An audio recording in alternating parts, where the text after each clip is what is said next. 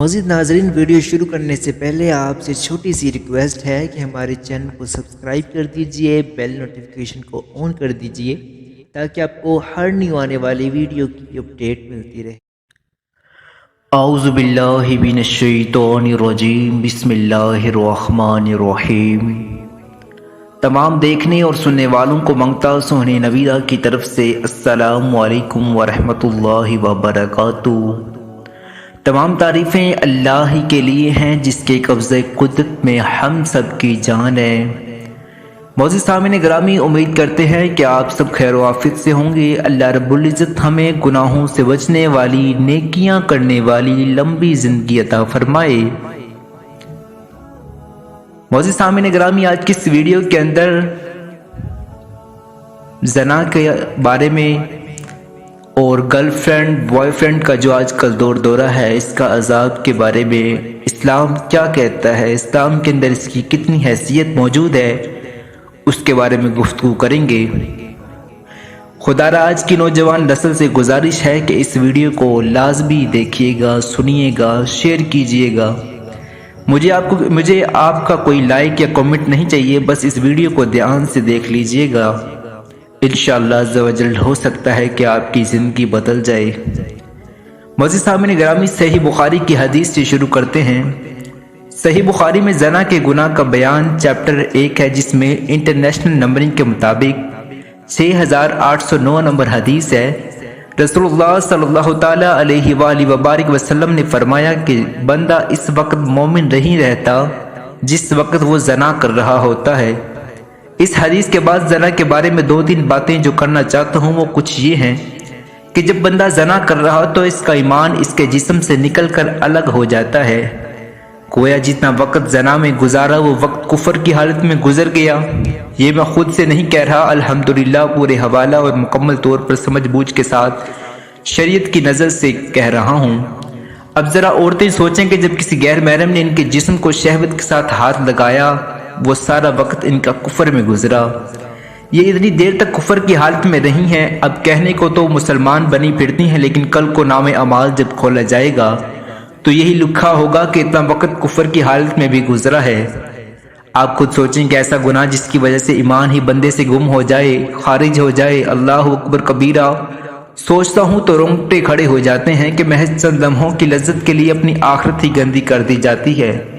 और अगर अल्लाह ना करे किसी को इस दौरान मौत आ पकड़े तो मेरे भाई वो तो गया, कुफर में मर गया, आखिरत में उसका कोई हिस्सा नहीं।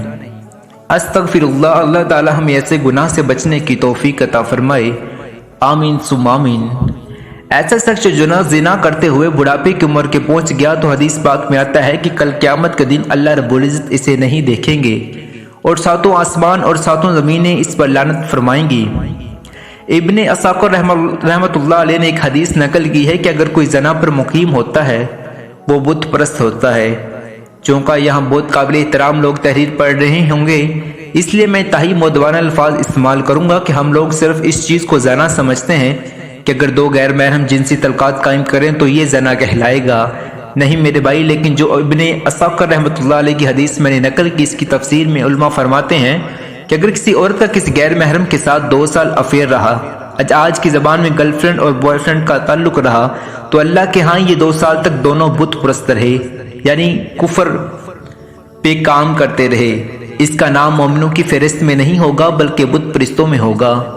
इसी तरह अगर किसी मर्द का औरत से गलत ताल्लुक रहा तो गोया वो बुत परस्त लिखा जाएगा। आज सोचिए कि हम बुत परस्तों की बातें पढ़ते हैं तो कहते हैं ये ईमान से महरूम थे। कहीं ऐसा तो नहीं कि हम कलमा पढ़ते हुए भी बुत परस्त लिखे जा रहे हों। इसलिए अर्ज करूंगा अपने भाइयों से, अपनी बहनों से कि इस पॉइंट को खूब अच्छी तरह समझें कि इस ज़ना का गुनाह ईमान से महरूम कर देगा और इंसान को अल्लाह के दफ्तर से महरूम कर देगा। ये जो होता है ना, किसी को मोहब्बत से चाहना, हर वक्त इसका जिक्र ज़बान पे रहना, तो फिर अल्लाह ताला बंदे का नाम ईमानदारों की लिस्ट से निकाल देते हैं कि जब बंदे ने अपना दीन ईमान ही इसी समझ लिया है जो इसके लिए कुछ रिश्ता ही नहीं, तो अल्लाह को क्या ज़रूरत तुम्हें अपने शुमार में लिखने की। तो कितनी अजीब बात है कि जिस औरत का किसी मर्द के साथ 5 साल गलत ताल्लुक रहा, 4 साल रहा, 2 साल रहा, वो 5, 4 या 2 साल के कागज़ों में वो मुशरिका लिखी गई, वो मोमिना नहीं रही, और ये मर्द भी 5, 4 या 2 साल मुशरिक लिखा जाता रहा। یہ 5 سال کے اعمال نامہ میں کفر لکھواتے رہے دونوں۔ سوچیے یہ کتنا بڑا گناہ ہے اور پھر اس کی سزا جو آخرت میں ملے گی وہ پڑھ کر بندہ کانپ جاتا ہے۔ ان میں سے ایک سزا یہ ہے کہ جو زانیہ عورت ہوگی اور بغیر توبہ کے مر جائے گی تو جہنم میں فرشتے اس کو ایک غار کی طرف لے جائیں گے۔ اس غار کے اندر دھکا دے کر اس کے منہ پر چٹان رکھ دیں گے تاکہ عورت ہل نہ سکے۔ اس غار کے اندر اتنے بچھو ہوں گے اور وہ اس طرح سے اس عورت کے جسم پر چمٹیں گے جیسے شہد کی مکھیاں شہد کے چھتے پر ہوتی ہیں، اور اتنے بچھو ایک وقت میں اسے ڈنگ ماریں گے، اس کو تکلیف ہوگی اور اس وقت اسے آواز آئے گی کہ تو نے وہ گناہ کیا جس کی وجہ سے تیرے جسم نے مزے لیے تھے، آج تیرے جسم کے انگ انگ میں زہر ڈالا جائے گا اور اس جسم کو تکلیف پہنچائی جائے گی۔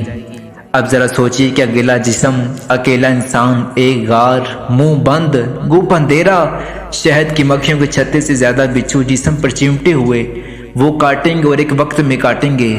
میرے بھائی بہنوں، آج دنیا کی مکھی اگر کاٹ لی تو آپ تو برداشت نہیں ہوتا۔ میرے بہن بھائی، آج دنیا میں ایک چھپکلی کمرے میں آ جائے تو آپ ڈر جاتے ہیں۔ اس منظر سے ڈرو جب کوئی آپ کا مدد کرنے والا نہیں ہوگا۔ محض دنیا کے چند لمحوں کی لذت کے لیے اپنے جسم کو ہمیشہ کی تکلیف سے بچائیں۔ چند لمحوں کی لذت کے لیے اللہ کی بارگاہ میں بندہ دھتکار دیا جائے گا۔ میرے بھائی میری بہن، اس سے بڑی حماقت اور بدبختی بھلا کیا ہوگی؟ میں ایک لڑکا ہو کر آپ سے کہہ رہا ہوں کہ ساری رات آپ سے فون پر باتیں کرنے والے کو آپ سے کوئی ہمدردی نہیں ہے، وہ صرف آپ کے حسن کا اور اپنی ہوس کا بھوکا ہے۔ خدا را آپ چاہو تو اپنے بھی اور اس کی بھی آخرت کو سنوار سکتے ہو، اور بالغرض اگر اسے محبت ہے بھی تو وہ جس نے تمہیں 70 ماؤں سے زیادہ پیار کیا، اس کی محبت کے سامنے تو اس شخص کی محبت آٹے میں نمک کا 1000واں حصہ بھی نہیں ہے۔ اور اس کے برعکس اگر کوئی شادی شدہ ہو کر بھی اس گناہ میں مبتلا ہو رہا ہو تو بتائیے کہ اس کے پاس کیا جواز ہوگا۔ کریم آقا صلی اللہ تعالیٰ علیہ وآلہ وبارک وسلم نے فرمایا کہ جب تمہاری نظر کسی غیر محرم پر پڑے تو فوراً نظر جھکا لو۔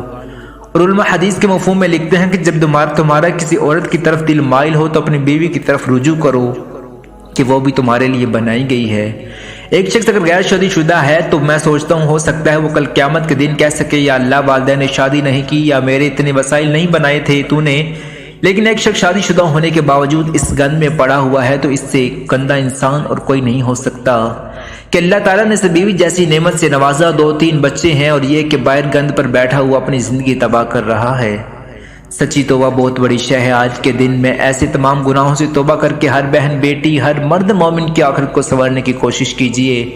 میں نے بہت پہلے ایک بات لکھی تھی کہ اگر واقعی کوئی تمہارا اپنا ہے تو اس تعلق کی جانچ یہ ہے کہ اسے تمہاری آخرت کی کتنی فکر ہے، اور یقین جانیے کہ یہ فطریتی امر ہے۔ بے شک آپ کی بیوی کو معلوم بھی نہ ہو، آپ کے شوہر کو معلوم بھی نہ ہو کہ آپ کا کسی غیر محرم سے تعلق ہے، میں پورے وثوق سے کہتا ہوں کہ واللہ آپ میاں بیوی کے رشتے میں برکت ختم ہو جائے گی۔ خود بخود بے تکی باتوں پر جھگڑا گھر میں ہر وقت چک چک لڑائی جھگڑا ہر بے برکتی بے رونقی سے ہو جائے گی، اور اگر بالفرض پتہ چل گیا تو اس سے بڑی گندگی آپ کے لیے کیا ہو سکتی ہے۔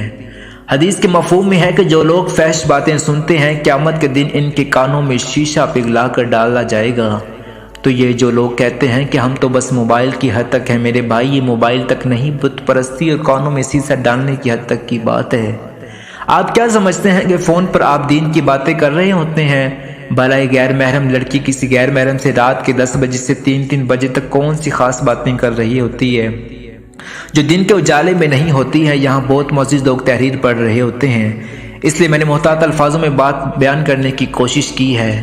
میرے بھائیو، آج جو آپ تھوڑی سی عمر کے اندر ہی اپنے بچوں کو موبائل فون ہاتھوں میں پکڑا دیتے ہیں، میرے بھائی اس کا آپ کو بہت بڑا جو ہے ہرجانہ ادا کرنا پڑے گا۔